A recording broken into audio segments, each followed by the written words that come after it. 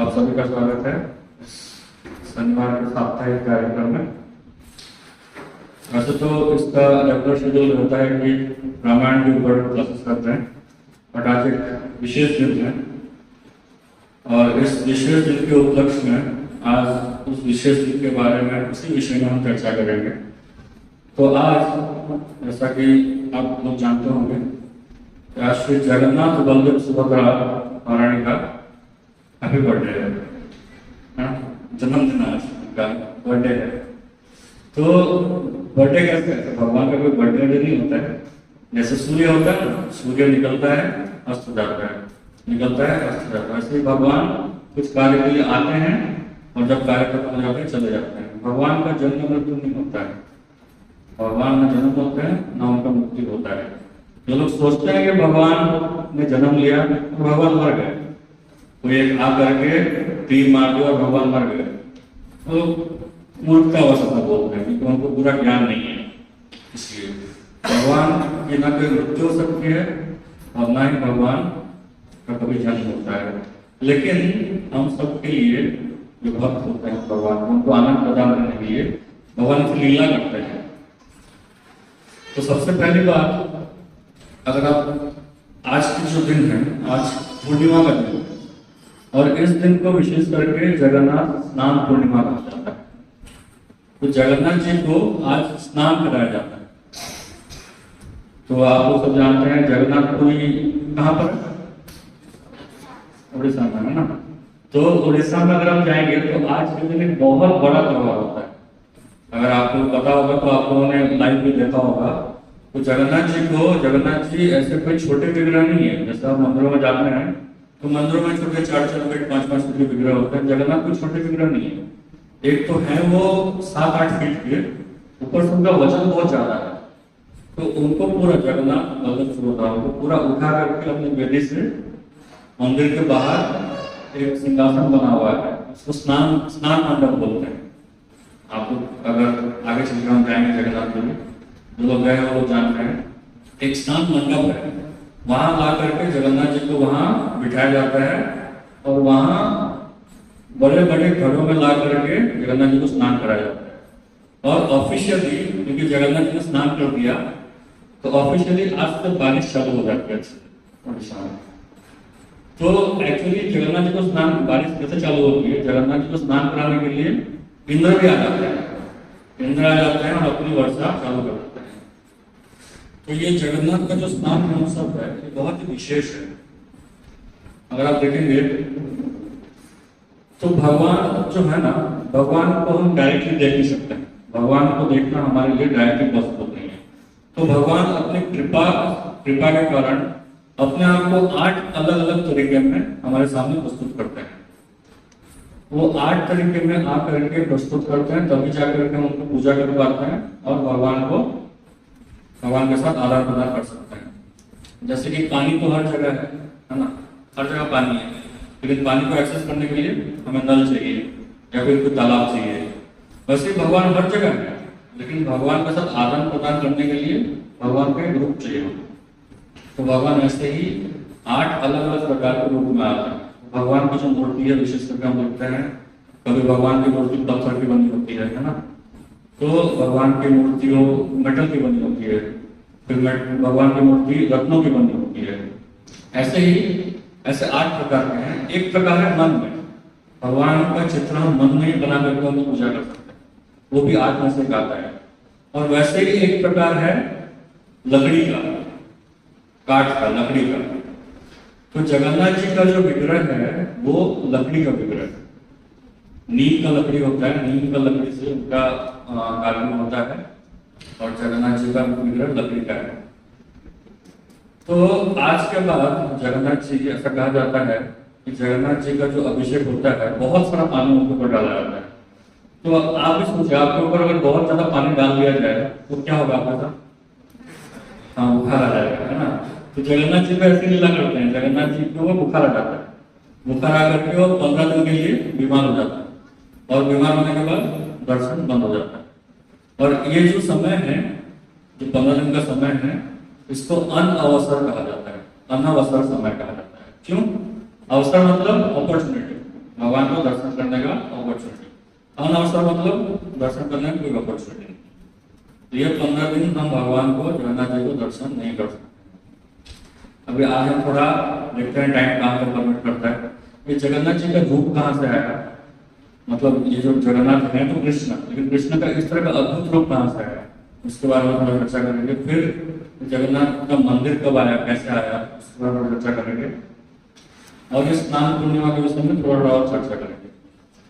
तो जैसा मैं बता रहा था कि भगवान का जो होता है ना, भगवान का विशेष करके देखेंगे, मंदिरों में जाएंगे तो विशेष करके मेटल का या पत्थर का विग्रह होता है। ये दो का ही विग्रह होता है, लकड़ी का प्राय नहीं होता है। लकड़ी का बहुत जगह कहीं कहीं बनाया जाता है, क्योंकि ये जनरली जहाँ पे भगवान का प्राण प्रतिष्ठा होता है, अच्छे से वैदिक परंपरा में किया जाता है, तो भगवान का हर दिन अभिषेक होता है, भगवान को हर दिन अभिषेक किया जाता है। और लकड़ी का अगर विग्रह लेकर के उसको हर दिन अभिषेक करेंगे तो लकड़ी फूल जाएगा, फूल करके उसमें फंगस लग जाएगा, है ना। तो इसलिए विशेष करके लकड़ी का विग्रह नहीं मिलता है, या तो स्टोन का रहता है, पत्थर का, मार्बल का या पत्थर का, नहीं तो मेटल का रहता है। तो इनको अभिषेक करना आसान होता है, अभिषेक करके उनको पूजा किया जा सकता है। लेकिन जगन्नाथ जी का विग्रह है वो लकड़ी का है, पूरा लकड़ी का है, और वो एक दिन स्नान कराता है। तो बाकी दिन कौन स्नान कर रहे हैं? तो भगवान का तो जहाँ ट्रेडिशनल मंदिर है वहां तो हर दिन स्नान होना चाहिए, हर दिन अभिषेक होता है ना भगवान का। यहाँ पे आप जाएंगे इस्कॉन हमारा मंदिर में, तो मदन मोहन जी का हर दिन अभिषेक होता है सुबह, हर दिन सुबह मंगल आरती के बाद भगवान का अभिषेक होता है और 7 बजे आपको उसका चंडामृत मिलता है। तो जगन्नाथ जी का तो एक दिन स्नान हो रहा है, फिर बाकी दिन किसका अभिषेक होता है पता है किसी? देखिए कैसा होता है ना, जब भगवान का प्राण प्रतिष्ठा हो जाता है ना, जब बड़े विग्रह का प्राण प्रतिष्ठा हो जाता है वैदिक तरीके से, तो उस विग्रह को हिलाया नहीं जाता है। केवल एकदम कोई विशेष कारण हो, तिथि हो, तभी जाकर उनको हिला करके कुछ उनका फेस्टिवल होता है। नहीं तो उनका एक छवि होता है, उनका एक रिप्रेजेंटेटिव होता है, जिसको उत्सव विग्रह कहते हैं। उत्सव मतलब जो भी ऐसा कोई छोटा मोटा फेस्टिवल हो या कोई भी कार्यक्रम हो, तो उस समय में उनको वो उन्हीं का कार्य करता है, जो बड़ी विग्रह है उनका ही कार्य करता है। तो जनरली आप जाएंगे मंदिरों में, इस्कॉन मंदिरों में, तो एक बड़े विग्रह होते हैं और छोटे छोटे विग्रह होते हैं, है ना। तो छोटे विग्रह जो है उनको उत्सव विग्रह कहा जाता है। तो जगन्नाथ जी का जो उत्सव विग्रह है, अब वहां पे अगर जाएंगे तो जगन्नाथ जी थोड़ा अगर पास में जा पाए तो जगन्नाथ जी के नीचे एक छोटे से विग्रह रखे हुए हैं मेटल के, उनका नाम है मदन मोहन। उनका नाम है मदन मोहन, ठीक है। यहाँ जो मदन मोहन है वो मदन मोहन कृष्ण रूप में है, उनको हर दिन अभिषेक किया जाता है। तो जगन्नाथ जी को लाया जाता है, इनको अभिषेक कराया जाता है। और जगन्नाथ मंदिर में आप जाएंगे ना तो वहां पे कुछ भी आर्टिफिशियल नहीं है, एक भी मशीन नहीं है वहां पे, एक सिंगल मशीन नहीं है। वहां भगवान का जो सेवा होता है सब हाथ और पैर से होता है, एक भी मशीन नहीं है। यहाँ तक कि जो खाना बनाया जाता है भगवान के लिए, आप वहां जाएंगे, जगन्नाथ जी का जो बड़ा सा किचन है, सबसे बड़ा होटल कहा जाता है उसको, दुनिया का सबसे बड़ा होटल। वो जो किचन है वहां पर जाएंगे, जो पानी निकाला जाता है ना, 2 कुएं हैं, एक तो गंगा कहा जाता है, यमुना कहा जाता है। तो पानी निकालने के लिए आप कहीं गांव में जाएंगे तो कुएं में पुली लगा होता है, जिससे खींच करके पानी निकालते हैं। जगन्नाथ मंदिर में वो भी नहीं है, कोई छोटे से छोटा मशीन भी नहीं है, सब हाथ से ही निकालता है। तो ऐसे 2 खड़े होते हैं, कुएं के ऊपर ही खड़े हो जाते हैं और लगातार पानी निकालते जाते हैं। अभी टन टन का बन रहा है, ऐसा नहीं कि थोड़ा हल्का सा 4-5 लोग खाना बन रहा है, टन टन का खाना बनता है, प्रसाद बनता है। कितना पानी लगता होगा सोचिए, लोग निकाले जा रहे हैं। और उसके बाद जो लोग उसको कैरी कर रहे हैं, जो प्रसाद को कैरी करते हैं, इतना बड़ा बड़ा टोकरी होता है, उसमें कैरी करके लेके जाते हैं। ऐसा कहा जाता है कि जब जगन्नाथ जी का सेवा कर रहे होते हैं ना, तो साधारण बल से सेवा नहीं करते, सिंपल से नहीं करते, वो भगवान का चंद्र रहता है, तभी जाकर के वो लोग सेवा करते हैं। यहाँ तक कि वो सेवाएं करके जो बाहर आता है तो बोलते हैं हम बाहर इतना सेवा नहीं कर सकते, अंदर जिस बल से हम लोग सेवा करते हैं ना, बाहर उतना कर नहीं सकते, क्योंकि अंदर दैव की कृपा है, भगवान की कृपा है वहां पे, तो इसलिए वैसा सेवा कर पाते हैं। तो वहां पे कुछ भी मैकेनिकल नहीं है, कुछ भी आर्टिफिशियल नहीं है। तो जगन्नाथ जी के ऊपर जो पेंट लगता है ना, वो भी आर्टिफिशियल नहीं है, वो भी एकदम नेचुरल है। नेचुरल पिगमेंट्स होते हैं, उसको जगन्नाथ जी के ऊपर लेप करके उसको लगाया जाता है। तो अगर नेचुरल चीजों के ऊपर, नेचुरल पेंट के ऊपर अगर बहुत सारा पानी डालेंगे, पानी तो वो पेंट तो खराब हो ही जाएगा ना। तो एक्चुअली ये जो अनऑल्टर्ड पीरियड है, ये जगन्नाथ जी का जो पेंट खराब हो जाता है उसका फिर से पेंटिंग किया जाता है, सब कुछ किया जाता है। पेंट करने में अगर नेचुरल पेंट है तो उसको सूखने में टाइम लगेगा। अभी जैसे मिट्टी का बर्तन बर्तन बनाया जाता है, उसको सूखने में टाइम लगता है ना, नेचुरल चीजों को। सेरामिक का बनाते हैं तुरंत वो सूख जाता है, लेकिन मिट्टी का टाइम लगता है सूखने में। वैसे ही जो नेचुरल चीजें होती हैं उनको टाइम लगता है, लेकिन अच्छे होते हैं। आर्टिफिशियल चीजें जल्दी हो जाती हैं लेकिन हमारे लिए हानिकारक। वैसे ही जगन्नाथ जी का जो कलर भी है तो सूखने में टाइम लगता है, तो 15 दिन का टाइम दिया गया है, थोड़ा सा समय लगता है। तो ये जगन्नाथ जी का रूप, ये जो विशेष रूप है, ये कहाँ से आया? आप लोग में से किसी को पता होगा? तो जगन्नाथ जो है ये स्वयं कृष्ण है। आप अगर जाएंगे जगन्नाथ जी का जो विग्रह है, जगन्नाथ, बलदेव, सुभद्रा, तीनों भाई बहन है। जगन्नाथ जी, बलराम जी और उनकी छोटी बहन सुभद्रा बीच में खड़ी है। और साइड में जो भगवान के लेफ्ट साइड में, जगन्नाथ जी के लेफ्ट साइड में सुदर्शन है, भगवान का भक्त और भगवान का अस्त्र है। ये चारों जगन्नाथ, बलदेव, सुभद्रा और सुदर्शन, ये चारों को जगन्नाथ मंदिर में रखा गया है। वहां पे नीलाचल निवास है नित्या परमात्मा में बलभद्र सुभद्रा जगन्नाथ है। नीलाचल धाम में या पुरी में ऐसे वो हमेशा विराजमान रहते हैं, जगन्नाथ, बलदेव और सुभद्रा। तो ये विशेष रूप कहाँ से आया? जगन्नाथ तो स्वयं कृष्ण है, कृष्ण का तो ऐसा रूप नहीं है। कृष्ण ऐसे कैसे बन गए? इतना अजीब सा होता है ना, किसी व्यक्ति का अगर कार्टून फॉर्म बना दिया जाए तो कार्टून फॉर्म ऐसा आता है ना, बड़ा बड़ा आंख हो गया, हाथ छोटा हो गया, पैर नहीं है। तो जगन्नाथ जी है, जगन्नाथ एक्चुअली कृष्ण के कार्टून फॉर्म है। एक बार एक मंदिर है मीरा रोड में, इसका मंदिर है। तो मीरा रोड में अगर आप जाएंगे तो वहां पे 3 ऑल्टर है, गौर निताय है, फिर राधा कृष्ण है और फिर जगन्नाथ जी है।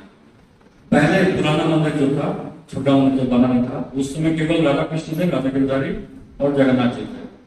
तो एक माँ और उसका बच्चा, छोटा बच्चा, दोनों आए थे। दोनों आकर के दर्शन दे रहे थे। माँ जो थी बहुत ध्यान से दर्शन दे रही थी, राधा गिरधारी का बहुत ध्यान पूर्वक दर्शन दे रही थी।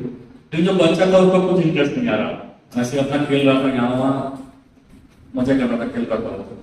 तो राधा गिरधारी का दर्शन करके बच्चों को पकड़ करके जगन्नाथ जी के पास सामने लेकर गया। जैसे जगन्नाथ जी को देखता है वो बच्चा देखने रह जाता है, देख देख के जगन्नाथ जी को ही देख रहा है।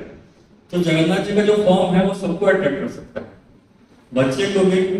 कार्टून कृष्ण बच्चों को अट्रैक्ट करता है, कार्टून ना, भगवान का एक कार्टून फॉर्म है, कार्टून कृष्ण सब बोल सकते हैं। ऐसे भगवान का कोई कार्टून नहीं है, भगवान को परम पुरुषोत्तम भगवान है। तो ऐसा रूप कहाँ से आया? ये जो रूप है, इतना जो एक्साइटिंग फॉर्म है, ये कृष्ण का एक्साइटेड फॉर्म है। जब कृष्ण एक्साइटेड हो जाता है ना तो जगन्नाथ बन जाता है। ये रूप कहाँ से आया?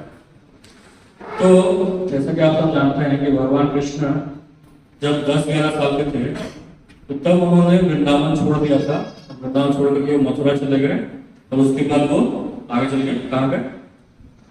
मथुरा के बाद कहाँ गए? द्वारका। भगवान द्वारका चले गए। जब द्वारका में थे तो द्वारका में उनकी, भगवान कृष्ण की कितनी रानी है? 16,108। भगवान कृष्ण की 16,108 पत्नियां हैं, रानियां हैं। जो लोग बोलते हैं कि मैं भगवान बन जाऊंगा, तो उनसे बस ये पूछ के देखिए कि आप 16,108 पत्नी को मेंटेन कर सकते हैं क्या? उनसे बस ये सिंपल क्वेश्चन पूछ लीजिए, तो उनका वही सब भगवान का हवा में चला जाएगा।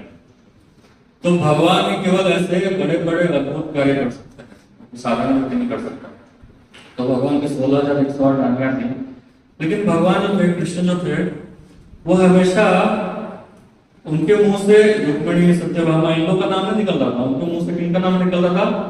राधे, उसके बाद सुबल, सुदामा, ऐसे ऐसे नाम निकलते थे। तो ये रानियां बोलती थी, ऐसा क्या था वृंदावन वासियों में, ऐसा क्या था जो भगवान कितने सालों से बाद छोड़ चुके थे वृंदावन को, अभी तक उनको याद करते रहे, ऐसा क्या है?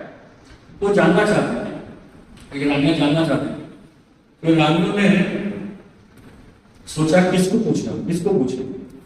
तो फिर राजा ने डिसाइड किया कि कृष्ण बलराम के साथ, कृष्ण बलराम वृंदावन में थे, तो उनके साथ बलराम की माता रोहिणी वो भी वृंदावन में थी। उन्होंने देखा था भगवान कृष्ण की लीलाएं थी, उन्होंने साक्षात लीलाओं का दर्शन किया था, तो हम उनसे पूछेंगे। तो रोहिणी माता बोलती है कि मैं उनको पूछते हैं, पूजा के पूछते हैं, तो रोहिणी माता बोलती है ठीक है मैं बता दूंगी, लेकिन मैं जब तुमको बता रही होंगी ना, कृष्ण बलराम पास नहीं होने चाहिए। अगर कृष्ण बलराम पास रहेंगे तो वृंदावन भाग जाएंगे, फिर तुम चाह करके उनको वापस नहीं ला पाओगे। मतलब सुनेंगे वृंदावन लीला के बारे में तो यहाँ से तुरंत भाग जाएंगे वृंदावन। तो तुमको एक ऐसा जगह फिक्स करना है जहाँ कृष्ण बलराम ना आए। तो अभी प्राणी में सोचा ऐसा तो कोई जगह है ही नहीं, पूरा द्वारका कृष्ण बलराम का ही है, ऐसा कौन सा जगह जहाँ हम नहीं आ पाएंगे। तो फिर रोहिणी माता ने बोला ठीक है नहीं आ तो जाएंगे, तो तुम एक ऐसा कोई द्वारपाल खड़ा करो, ऐसा रूम करो, और रूम के बाहर एक ऐसा द्वारपाल होना चाहिए जिसका बात को कृष्ण बलराम डाल नहीं सके। तो राम ने सुना ऐसी एक है हमारे पास, कौन है? सुभद्रा। सुभद्रा उनकी प्यारी बहन है, जो अगर खड़ी रहेगी बाहर और वो मना करेगी नहीं आने के लिए तो नहीं आएंगे, हमारी बात नहीं सुनना भगवान। अगर सुभद्रा रहेगी तो उनका बात नहीं मानेंगे। तो सुभद्रा जी को बोला गया, सुभद्रा जी रेडी हो गई और रेडी होकर के ऐसा हॉल सिलेक्ट किया गया जहाँ 16,118 आ सके और वहां रोहिणी माता भी बोल सके, बोल करके उनको सुनाई दे। तो ऐसा हॉल कहा गया और रोहिणी माता स्टार्ट करने लगी। जैसे ही वृंदावन लीला स्टार्ट करने लगी, सारी अन्य एकदम पूरा सुन करके उनका एकदम पूरा भाव व्यक्त होकर के आंसू निकलने लगा। वहीं साथ ही साथ सुभद्रा भी सुन रही थी, बाहर ऐसा नहीं कि सुभद्रा सुन नहीं रही थी, सुभद्रा सुन रही थी। तो उनका इतना भाव प्रकट हो करके इतने भाव में आ गई कि उनके हाथ पैर सब अंदर जाने लगे, हाथ पैर सब ऐसे एक बॉल जैसा हो गया, उनका आंख सब बड़ा होने लगा। तो जब भगवान कृष्ण का कथा होता है, जिधर भगवान कृष्ण का कथा होता है वहां स्वयं भगवान प्रकट हो जाता है। तो वहां पे भगवान कृष्ण की कथा चल रही है ना, रोहिणी माता कृष्ण कथा कर रही है, कृष्ण बलराम कहाँ पीछे रहेंगे, वो भी कैसे कैसे करके वहां पहुंच गए। पहुंच करके देखा उन्होंने कि सुभद्रा का एकदम हालत ही खराब है, चल क्या रहा है। तो उन्होंने भी कान लगा करके सुना, कान लगा करके जैसे ही सुना तो वृंदावन लीला सुन करके तो सोचिए कोई हमारे बारे में किसी दूसरे के सामने कुछ प्रशंसा कर रहा है और हम सुन रहे हैं, तो कैसे सुनेंगे? आंखें एकदम फाड़ फाड़ सुनेंगे ना कि मेरे क्या क्या बोल रहे हैं मेरे बारे में। तो जगन्नाथ कृष्ण भी ऐसे ही अपनी आंखें फाड़ फाड़ के इतनी सुंदर लगते हैं, क्या बोला क्या लगा। तो फाड़ फाड़ के देखते हैं तो जगन्नाथ की आंखें एकदम गोल गोल हो जाती है और बलदेव भी सुन करके उनका भी ऐसे ही हालत होता है, हाथें छोटी हो जाती है, पैर छोटे हो जाते हैं। ये जो भाव है ना, ये हम लोग को ऐसे समझ में नहीं आएगा कौन सा भाव है। हम लोग क्योंकि ना हम सब कुछ अपने ये आंखों और कान के माध्यम से सुनने का प्रयास करते हैं। जो आंख से हम केवल, जो लोग साइंस पढ़े उनको पता होगा, 400 नैनोमीटर से 700 नैनोमीटर, नैनोमीटर कितना छोटा होता है वेवलेंथ है ना, उतना ही देख सकते हैं, उसके आगे पीछे कुछ देख नहीं सकते हो, उतना ही देख सकते हैं। उसमें हम लोग सोचते हैं कि ये आंखों से हम भगवान को समझ सकते हैं, ऐसा पॉसिबल नहीं है। भगवान को समझने का एक ही तरीका है, श्रवण के माध्यम से, केवल शास्त्रों से हम भगवान को समझ सकते हैं।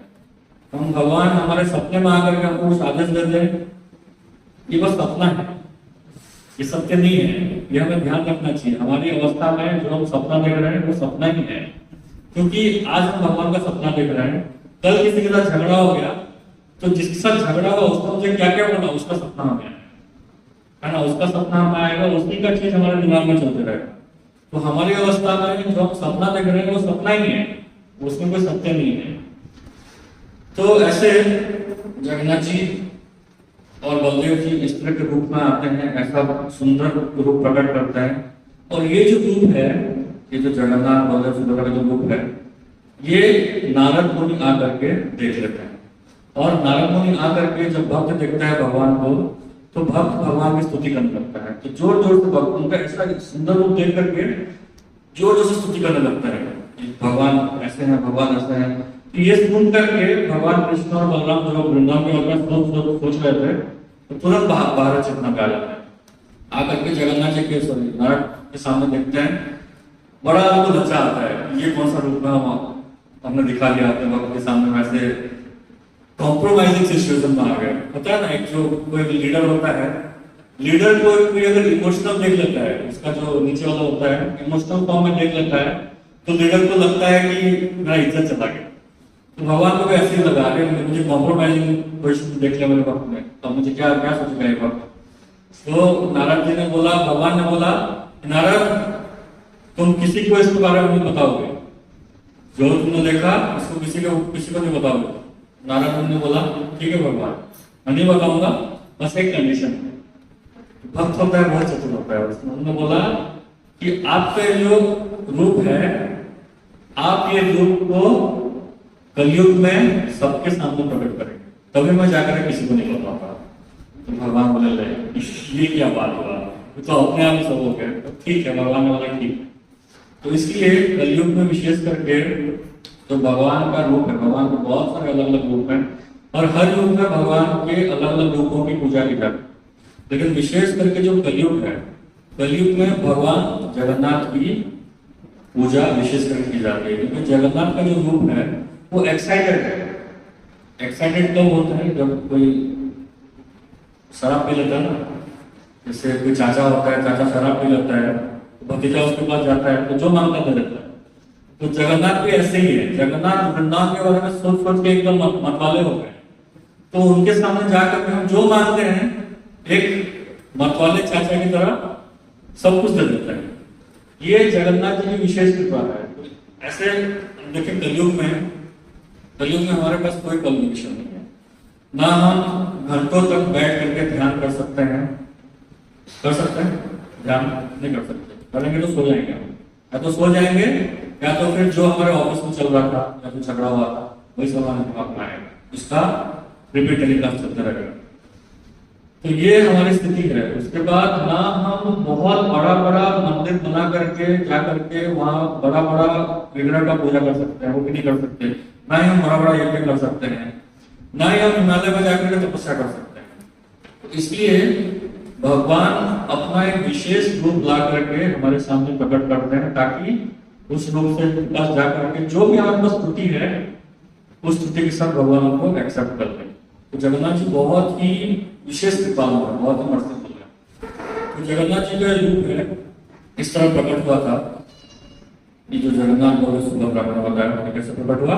ये रानियों के मदद से रोहिणी माता ने बोला था, तो ये रूप भगवान का प्रकट हुआ था, जगन्नाथ बलदेव सुभद्रा का। अब ये मंदिर कब आया, मंदिर कैसे आया? तो ये मंदिर के बारे में ऐसी कथा आती है, जगन्नाथ मंदिर जो है कथा ऐसी आती है कि पहले के समय में, अगर आप बहुत हजारों साल पहले के समय में जाएंगे तो उस समय पूरे पृथ्वी को भारतवर्ष कहा जाता था, और पूरे भारतवर्ष का एक ही राजा हुआ करता था। बाकी जितने भी छोटे छोटे बाकी जितने भी कॉन्टिनेंट्स थे तो सबके राजा थे, लेकिन सभी लोग एक मेन राजा के अंडर थे। तो वो जो राजा थे वो राजा अलग अलग स्थान में रहते थे, अलग अलग स्थान में कैपिटल रहता था। कभी इंद्रप्रस्थ का कैपिटल हुआ करता था हस्तिनापुर, कभी अवध, कभी अवंती, कभी मगध, तो ये कभी साउथ में। तो ये अलग अलग राजा जो राज करते थे उनके अलग अलग कैपिटल हुआ करते थे। तो ये बहुत समय पहले की बात है।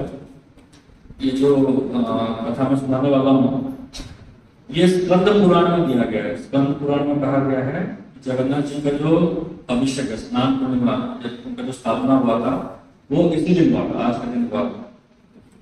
और एक पुस्तक है जो उड़ीसा के एक महान एक कवि है, उन्होंने लिखा है एक जगन्नाथ प्रिय नाटकम। जगन्नाथ प्रिय नाटकम नाम से एक पुस्तक है, उसमें ये कथा दी गई है। मैं आपको बताने वाला हूँ कि जगन्नाथ जी का प्राकट्य कैसे हुआ, पुरी में कैसे आया है। तो बहुत सालों पहले की बात है, 1000 साल पहले की बात है। पूरे पृथ्वी के राजा हुआ करते थे अवंती के राजा। अवंती कहाँ पर है? अवंती कौन से क्षेत्र को कहा जाता है पता है आप लोगों को? यहाँ पे उज्जैन को कहा जाता है। उज्जैन को अवंती भी कहा जाता है। आप लोगों ने अवंती सुना होगा, लेकिन अवंती किसको कहा जाता है पता नहीं होगा। तो अवंती क्षेत्र जो है उज्जैन को कहा जाता है। तो उस समय वो राजा का कैपिटल जो था वो उज्जैन में था। तो उज्जैन में राजा का नाम था इंद्रद्युम्न। राजा का नाम था इंद्रद्युम्न महाराज। ये जो महाराज थे इंद्रद्युम्न, ये भगवान के बहुत ही घनिष्ठ भक्त थे। विशेष करके पहले के जो राजा हुआ करते थे उनको नरदेव कहा जाता था। क्यों? क्योंकि वो भगवान के रिप्रेजेंटेटिव थे। हर किसी को संभालना कोई साधारण व्यक्ति की बात नहीं होती है।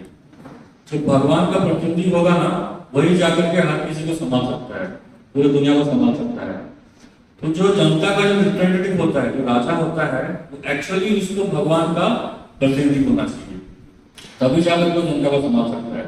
नहीं तो अगर वो भगवान का भक्त नहीं हुआ, भगवान का प्रतिनिधि नहीं हुआ, तो वो जनता को कभी संभाल नहीं पाएगा। इसलिए आप देखिए, जो भी नेता चुन करके आते हैं, जितने भी देश है, जो भी नेता चुन करके आते हैं, क्योंकि वो भक्ति नहीं कर रहे हैं, क्योंकि वो लोग भक्त नहीं है, वो लोग भगवान के भक्त नहीं है, इसलिए पूरी की पूरी जनता उनसे असंतुष्ट रहती है, क्योंकि वो लोग भगवान के प्रतिनिधि नहीं है। तो ये पहला क्वालिफिकेशन है। अगर आपको जनता को संतुष्ट करना है तो सबसे पहला जगदीश्वर को संतुष्ट करना पड़ेगा, तब जाकर के जनता संतुष्ट होगी।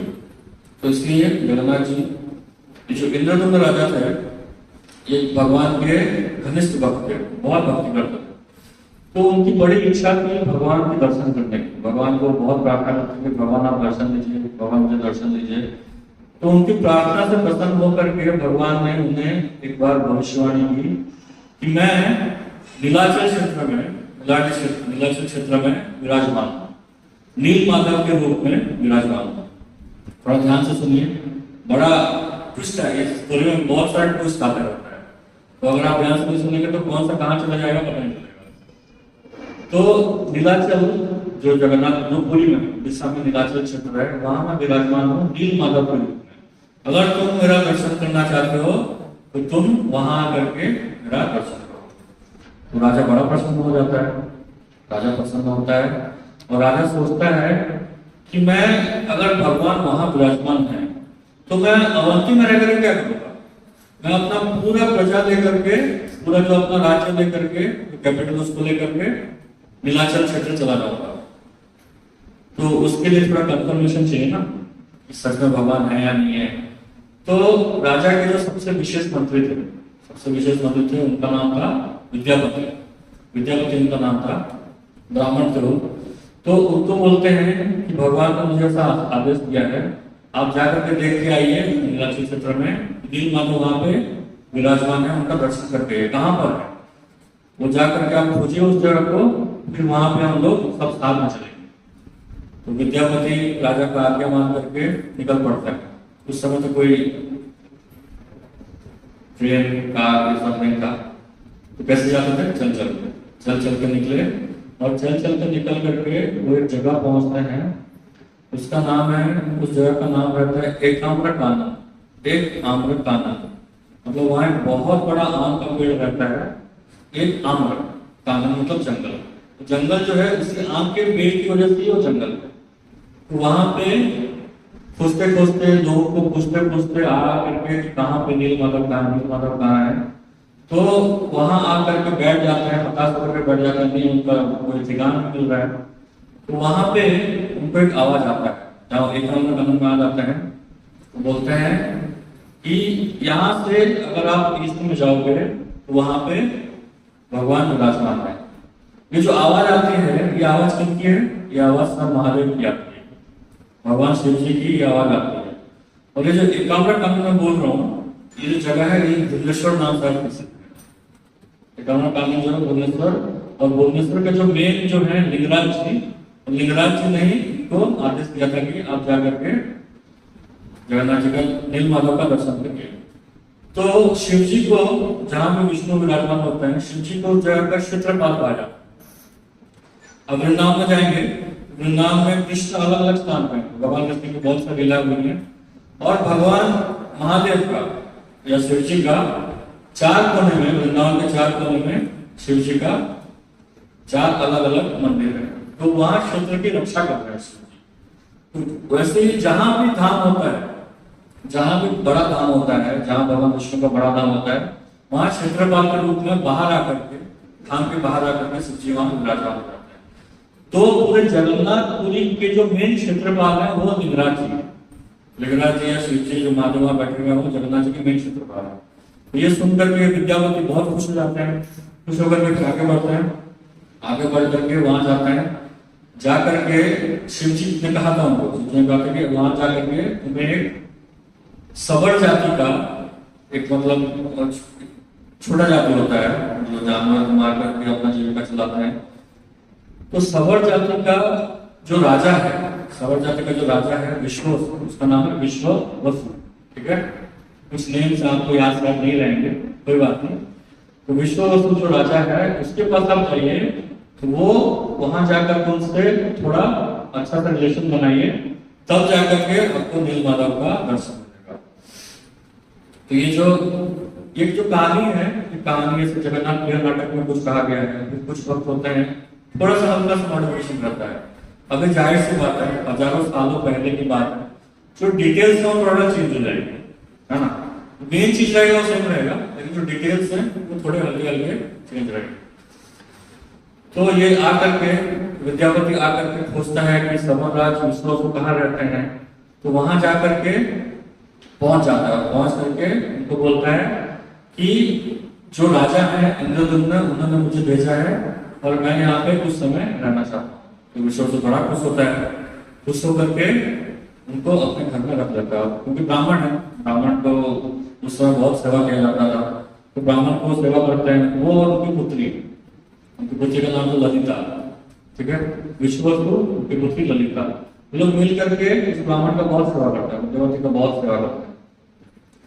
तो ये विद्यापति देखते हैं कि जो विश्ववसु है हर दिन कहीं सुबह सुबह निकल करके कहीं तो एक जाते हैं और जा करके अपनी बेटी को भी नहीं बताते हैं, अपनी बेटी को भी नहीं बताते, कहीं जाते हैं और जा करके एकदम सीधा शाम को वापस आते थे। जाते थे और शाम को जब वापस आते थे तो वापस आने के बाद उनके बॉडी से बहुत सुंदर सुगंध आने लगता था। बहुत मतलब इस तरह का सुगंध इस धरती में नहीं मिलता है। तो विद्यापति सोचते हैं ऐसा जो सुगंध है, तो बहुत बड़े ब्राह्मण जो थे, बहुत बड़े विद्वान थे, इस तरह का सुगंध मैंने आज तक इस सुगंध सुना नहीं है, कहां से आता है पता नहीं।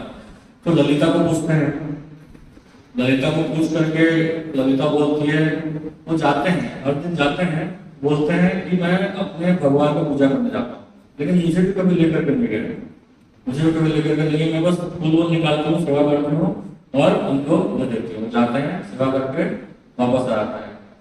अच्छा, विद्यापति बोलते हैं तो मुझे लेके क्या? नहीं, कोई चांस नहीं है, किसी को नहीं लेके जाते हैं। तो विद्यापति अभी जाहिर सी बात है, तो ललिता उनका सेवा कर रही है, स्त्री है और विद्यापति पुरुष है, तो जाहिर सी बात है उनके प्रति एक रिलेशन डेवलप हो जाता है।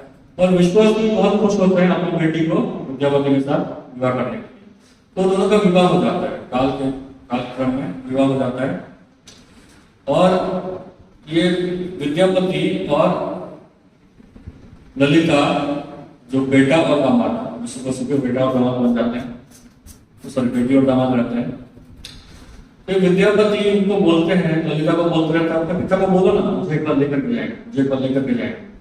अभी ये विश्ववसु किसी को लेकर के क्यों नहीं जाता था, क्योंकि उसको पता था अगर कोई आकर के नीलमाधव जी का दर्शन कर लेगा तो वहां पे बिना मतलब का भीड़ भाड़ हो जाएगा, और जो नीलमाधव को जो मैं सेवा कर पाता हूँ तो सेवा मुझे करने का मौका नहीं मिलेगा, इसलिए वो किसी को लेकर के नहीं जाता था। नीलमाधव के विशेष कृपा के विश्ववसु के ऊपर, विश्ववसु में साधारण व्यक्ति नहीं था, भले सवर जाति का था, छोटे जाति का था, लेकिन भगवान का शुद्ध भक्त था, इसलिए भगवान उससे सेवा लिया करते थे। तो विद्यापति बार बार इंसिस्ट करने के कारण ललिता ने जा करके अपने पिता विश्ववसु को पूछा। विश्ववसु बड़ा क्रोधित हो जाता है, नहीं मैं ये नहीं करने वाला हूँ, बिल्कुल नहीं करूंगा। फिर आगे चल करके बहुत बार बोलने के बाद बोलते हैं कि हाँ बेटी है, बेटी का पति है, ठीक है। तो वो बोलते हैं ठीक है मैं तुमको लेकर के जाऊंगा, लेकिन तुम्हारे आंख में पट्टी रहेगी और मैं तुमको लेकर के जाऊंगा, वहां दर्शन कराऊंगा और फिर पट्टी बांध करके वापस लेकर के आऊंगा। तो विद्यापति बोलते हैं ठीक है। ब्राह्मण है, ब्राह्मण जो होता है कोई मूर्ख नहीं होता है, अपना दिमाग लगा रहता है। तो किसी प्रकार अलग अलग जगह में अलग अलग वर्णन आता है। तो ये जगन्नाथ के नाटक में कहा गया है कि वो अपने साथ कुछ सरसों के दाने लेकर चलते हैं। तो वो जहां जहां जाते हैं, विश्वासों को जहां जहां लेकर के जाते हैं, वहां वहां सरसों के दाने डालते जाते हैं। तो क्या होगा, समय के प्रभाव से वहां वहां सरसों का पेड़ आ जाएगा, तो रास्ताओं को पता चल जाएगा। तो ये विश्वास को जाकर के उनको ले जाते हैं और लेकर के जैसी नील माता वो जगह आता है तो वहां पट्टी खोल करके उनको दर्शन कराते हैं। तो नील माता का सुंदर रूप दे करके, नील माता नीला रंग का है माता जी, उनका चतुर्भुज रूप है, शंख चक्र गदा पद्म पीताम्बर वस्त्र धारण किए हैं, सुंदर मोर मुकुट है, आंखें एकदम चौड़ी चौड़ी हैं, सुंदर हंस रहे हैं भगवान। उनको देख करके विद्यापति वही फेंट हो जाते हैं। फेंट होकर के कुछ देर बाद उनको होश आता है। होश आने के बाद वो पूछते हैं कि इनका पूजा आप अकेले कैसे करते हो? तो विश्वास को बोलते हैं मैं अकेले नहीं करता, मैं आता हूँ, जो भी फूल मुझे मिलता है मैं कर देता हूँ, और शाम को जब मैं वापस चले जाता हूँ तो सारे देव देवता आकर के भगवान की पूजा करता है। तो ये भगवान की पूजा निरंतर चल रही है। तो विद्यापति बोलते हैं आपको कितने भाग्यशाली हो, कितने महान हो। तो बहुत खुश होकर के उनको दर्शन करके थोड़ा सेवा कर करके वैसे ही वापस पट्टी बांध करके वापस लाया जाता है। ला करके विद्यापति सोच रहे होते हैं अब मेरा जो मिशन के लिए मैं आया था वो सक्सेसफुल हो गया है, तो अब मेरा वापस जाने का समय आ गया। तो अभी जैसे ही अगले दिन विद्यापति सब विश्वास जब जाते हैं नील माता का सेवा करने और ललिता का सेवा में लग जाती है, तो वहां से विद्यापति गायब हो जाता है। गायब होकर के अपने राजा के पास वापस चले जाते हैं। तो विश्वास को बहुत गुस्सा आता है, बहुत नाराज हो जाता है, लेकिन क्या कर सकता है?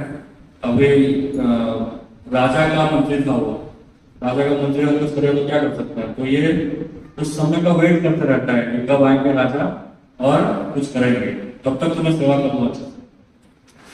तो ये जाता है वापस राजा के पास जाकर के बोलता है कि मिल गए, नीलमाधव मिल गए, नीलमाधव मिल गए। तो ये खुश, बहुत राजा बहुत खुश हो जाता है।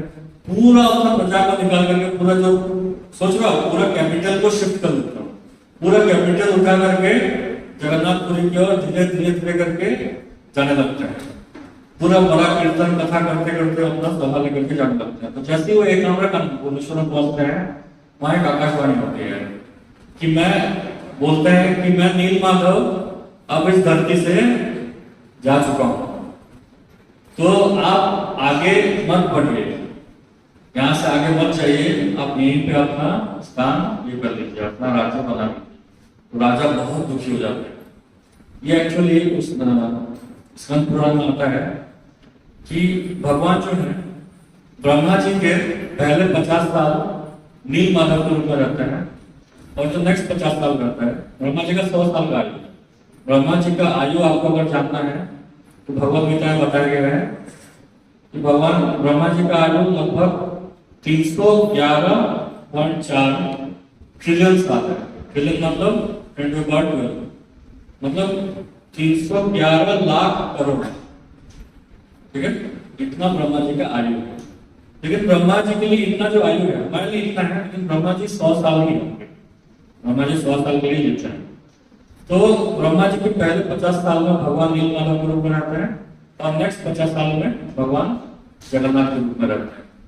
तो वही आकाशवाणी होती है कि आज से कुछ दिनों बाद मैं आगे चल करके जो पूरी है उसके समुद्र के तट पे वहां प्रकट होऊंगा, तो आप लोग आ करके मुझे वहां से उद्धार करना, राजा बोलते वहां से उद्धार करना और मुझे स्थापना करना।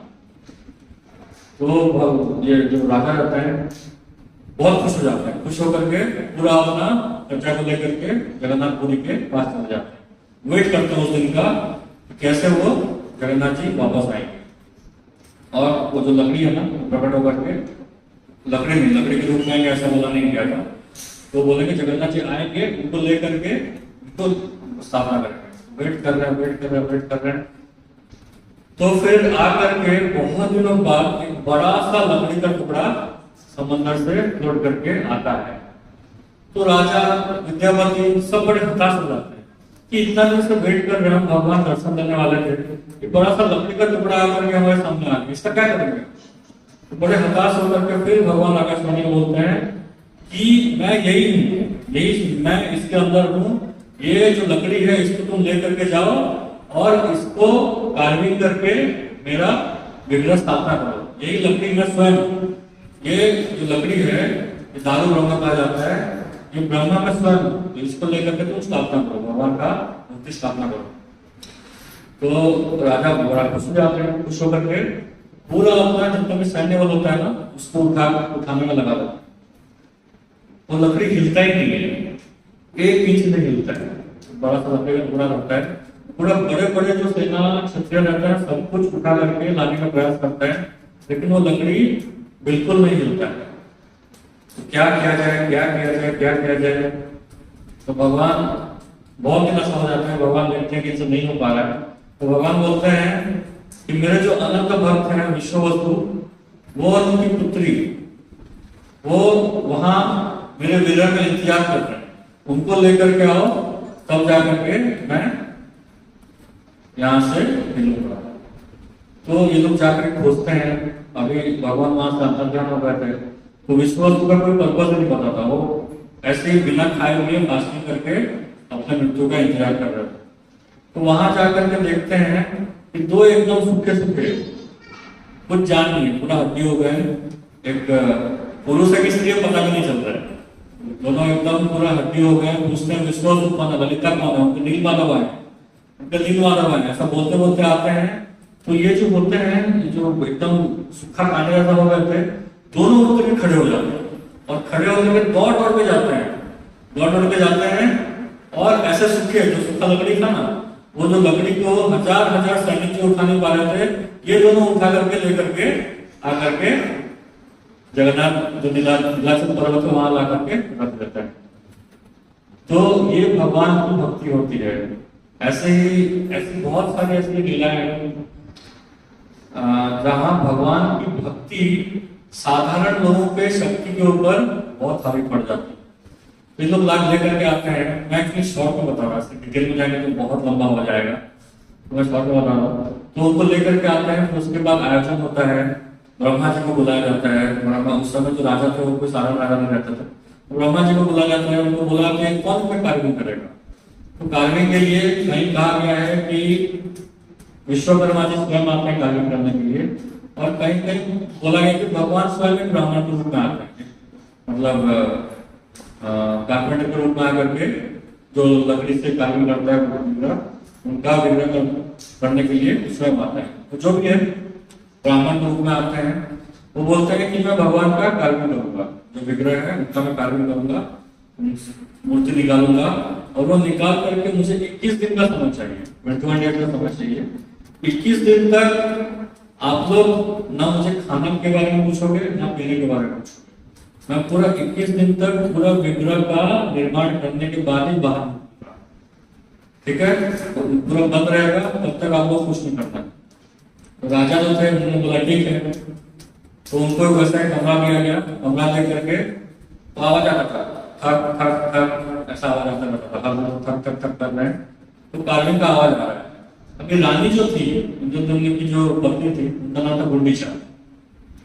जो रानी थी बड़ा उत्सुक थी, भगवान का कब दर्शन मिलेगा, कब उनका रूप आएगा, कब उनका रूप आएगा। तो आगे पीछे घूमते रहते थे, वो कमरे के आगे पीछे घूमते रहते थे और सुनते रहते थे कि भगवान का काम हो रहा है। जब 15 दिन हो गया, एक्चुअली वो जो आया था वो कार्विंग करने के लिए, तो बुढ़ा व्यक्ति था, तो 15 दिन हो गया तो लकड़ी का आवाज नहीं आया, थक थक कर आवाज नहीं आया। तो रानी ने बोला क्या हो गया, आज क्यों काम नहीं हो रहा है? फिर 16 दिन हो गया, फिर 17 दिन हो गया, 18 दिन हो गया। रानी को लगा बुढ़ा मर गया, खाना पीना कुछ था ही नहीं, कैसे इतना दिन कैसे निकल रहेगा, वो बुढ़ा मर गया लगता है। तो रानी बोल के राजा को फिर इमरजेंसी में मीटिंग बुला कर बोलते हैं अब उनको खोलना पड़ेगा। तो कैसे कैसे करके जा करके मीटिंग करके फिर डिसाइड करके दरवाजे को खोल देते हैं।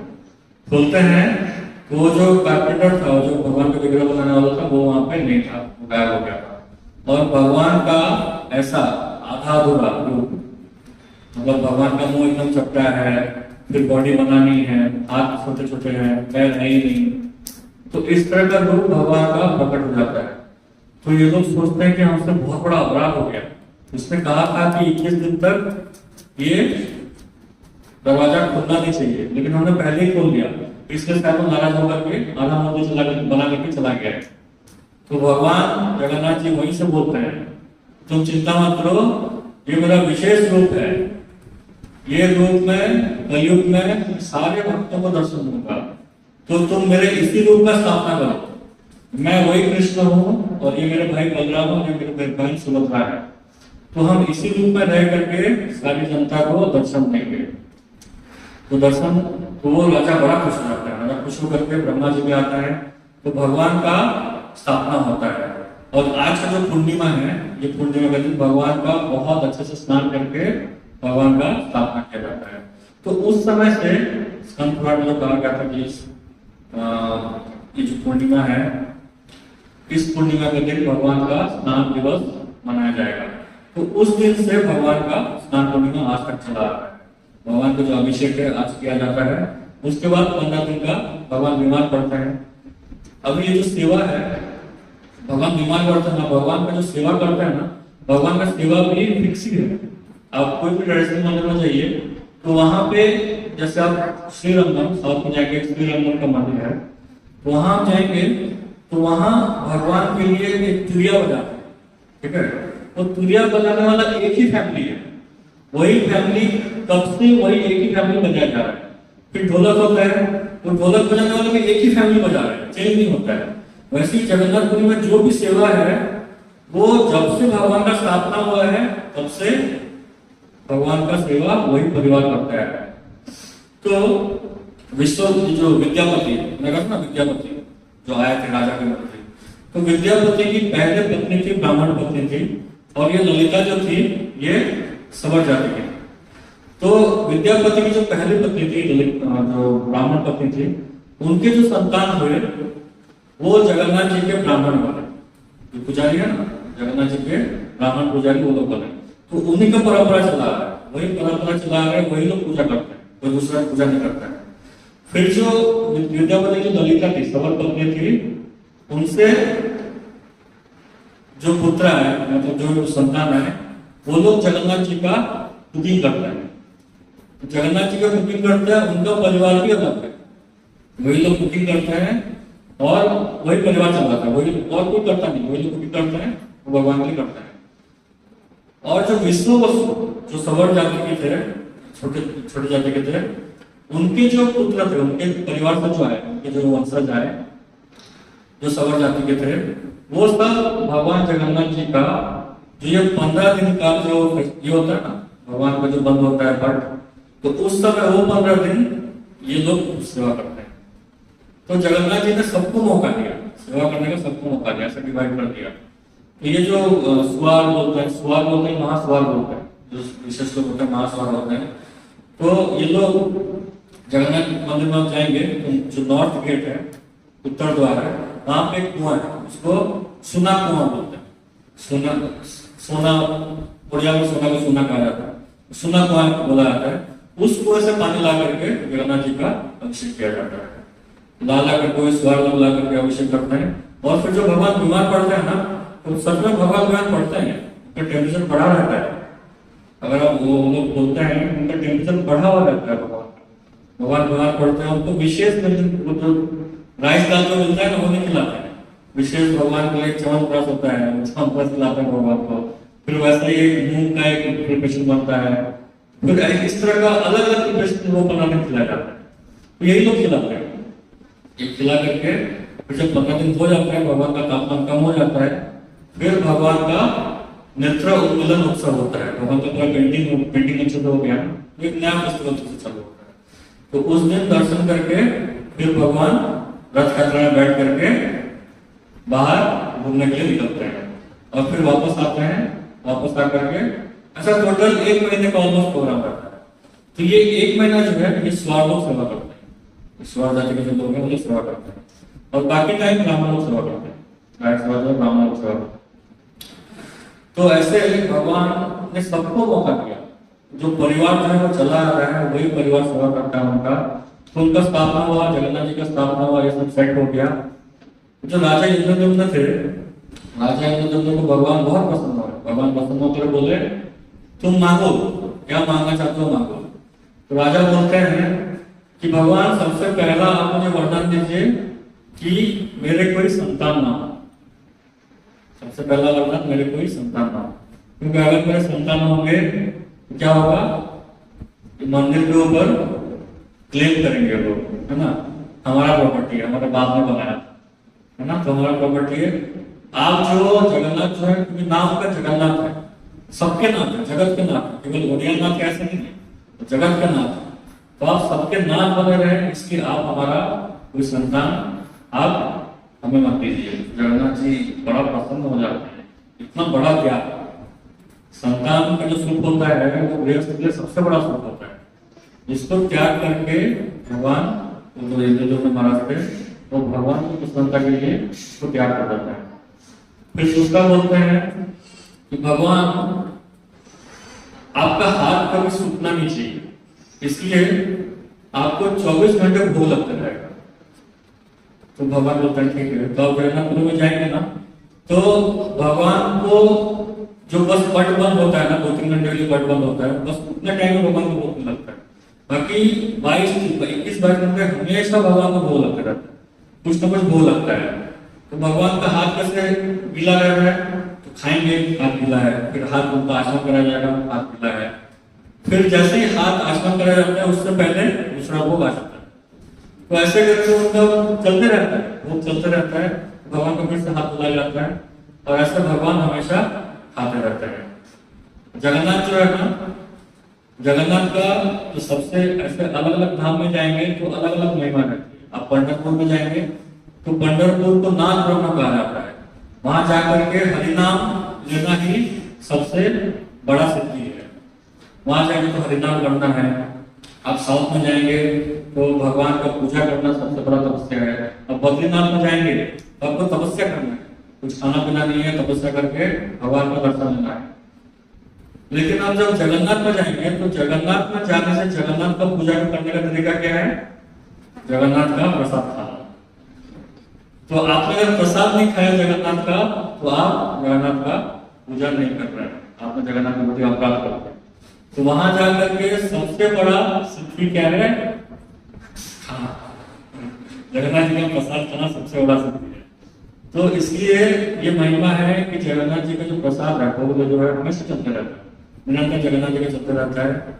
इसी प्रकार जो गुंडीचा रानी है, तो गुंडीचा रानी बोलती है कि इन्होंने तो वरदान मांग लिया कि मेरे कोई संतान होंगे नहीं, तो मेरे तो कोई संतान होंगे ही नहीं, तो फिर मैं क्या करूँ, मेरे कुछ संतान होंगे नहीं, तो आप मेरे पुत्र बन जाइए।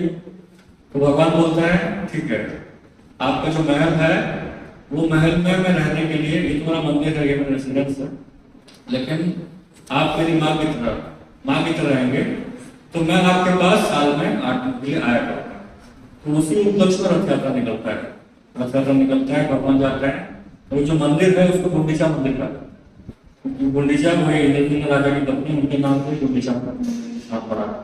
तो वहां बाकी दिन जाएंगे ना, तो गुंडीचा मंदिर ऐसे ही खाली रहता है, कुछ विग्रह नहीं, कुछ नहीं, ऐसे ही बस मंदिर बना हुआ है, स्ट्रक्चर बना हुआ है।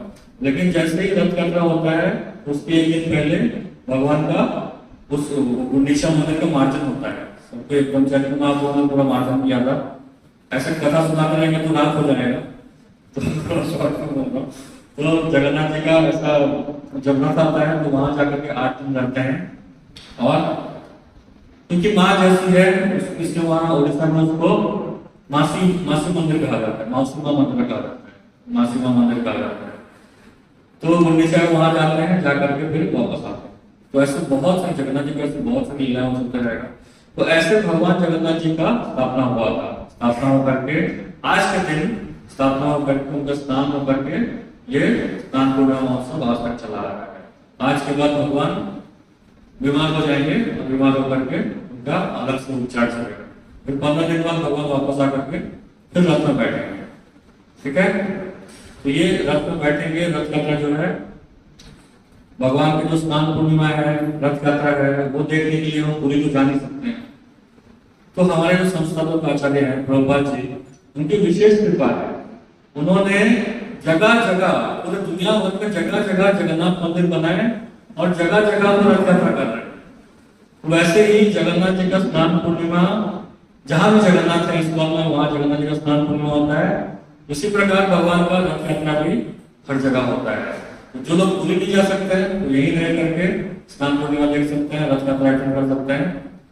तो आगे चल के 7 तारीख को भगवान का रथ यात्रा आने वाला है, ठीक है। तो 7 तारीख को अमरनाथ में, अमरनाथ कल्याण के पास अमरनाथ है, वहां हमारे एक सेंटर है, वहां जगन्नाथ जी है। तो वहां भी जगन्नाथ जी का रथ यात्रा होने वाला है, ठीक है। तो वहां आप सभी को आना है, ठीक है। ओके, तो जय श्री श्री जगन्नाथ बलदेव सुभद्रा महारानी की, श्री जगन्नाथ स्नान पूर्णिमा महामहोत्सव की, जय गोपाल की जय। Krishna Krishna Krishna Hare